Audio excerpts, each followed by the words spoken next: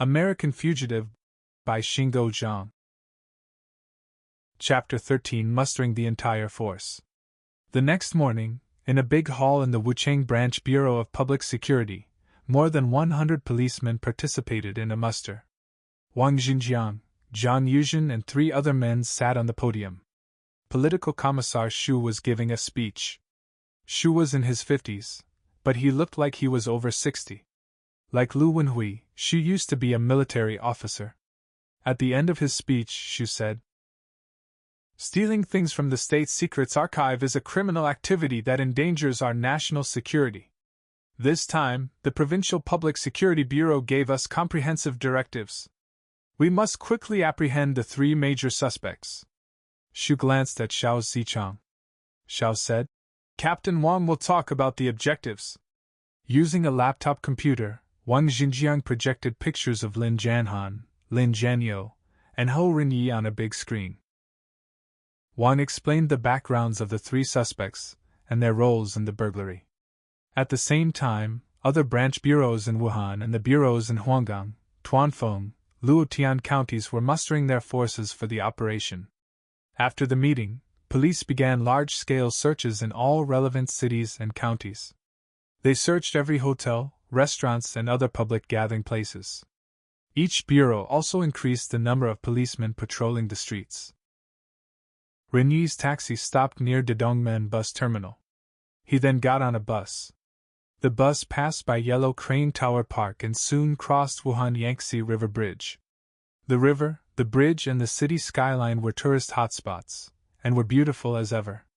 But Ren-Yee was not in the mood for sightseeing.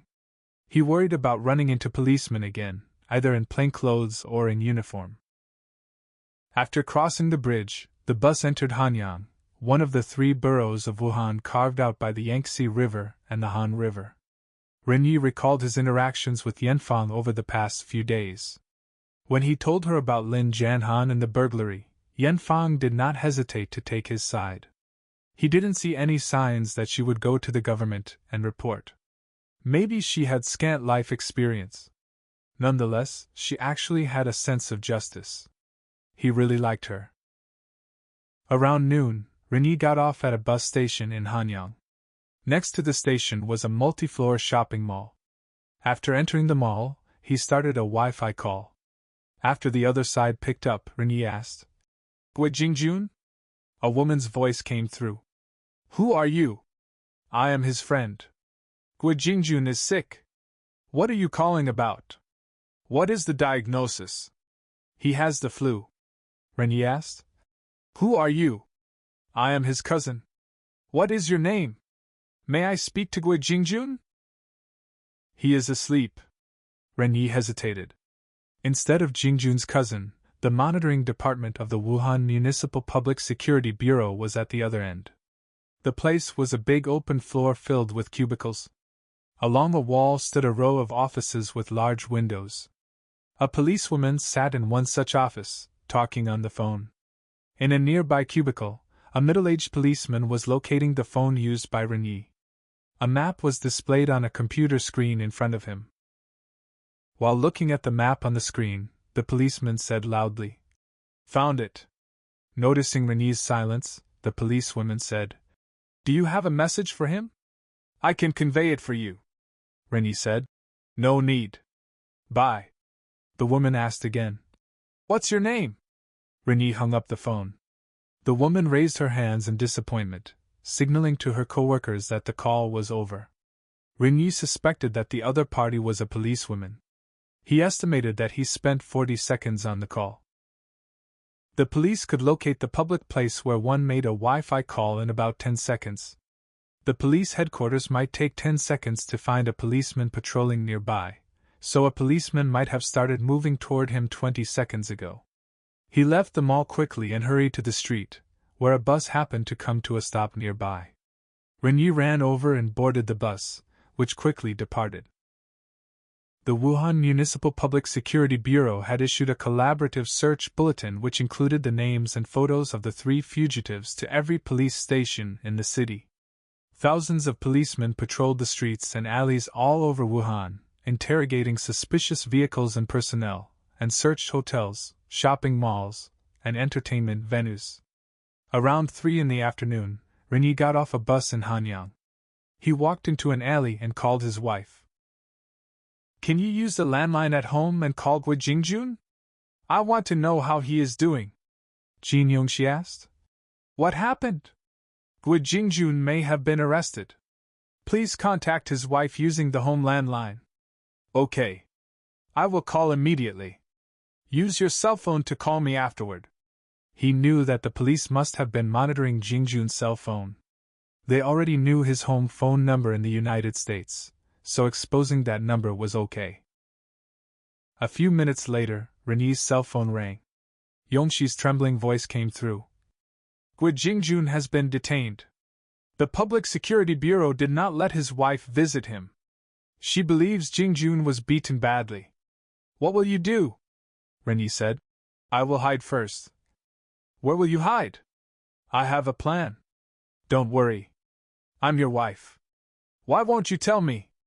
"I'm afraid this conversation may be monitored." "Right now?" "Yes." "You just called." "That was all right," he said. "You really don't need to know." "Don't worry." Yong-Shee paused for a moment, and then sighed. "I will pray for you," she said. "Be very careful in Wuhan. Please keep that in mind." "I will. I love you. Please come back alive." Her voice was shaking. "I will. Keep me in your prayers." "I will." In a shop in Wuchang, Luo Yanfang bought a new cell phone. She made a call to Ren-Yee in her car. When he didn't answer, she left a message. "Police are searching hotels throughout Wuhan. You must leave Wuhan quickly." Around 5 o'clock, Ren-Yee saw Huayang Hotel's 5-story building across the street. The hotel lobby was on the left corner of the first floor. The rest of the first floor was occupied by shops. Ren-Yee crossed the road and walked into the hotel lobby. He checked in with the ID card he had bought and asked for a room on the second floor.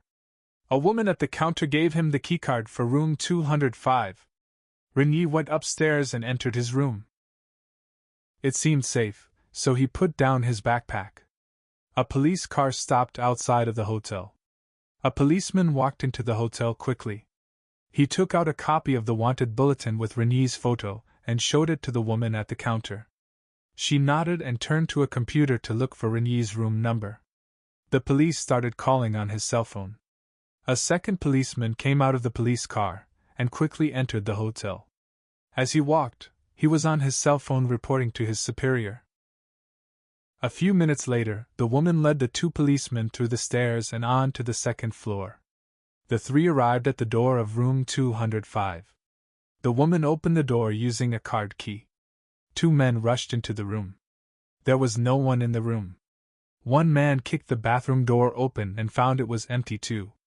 Ren-Yee walked swiftly on the sidewalk with his backpack on his back. Seeing a vacant taxi, he immediately waved. The taxi stopped. With him on board, the taxi left quickly. Ren-Yee was glad that he had seen a police car through the window earlier. He left the hotel just in time through the parking entrance.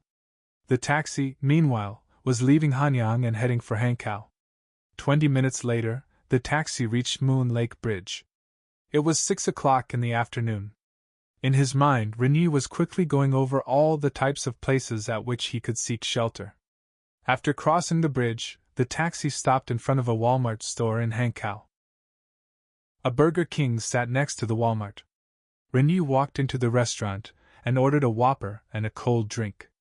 There were many other customers. Ren-Yee saw a mother and a preschooler boy sitting at a table.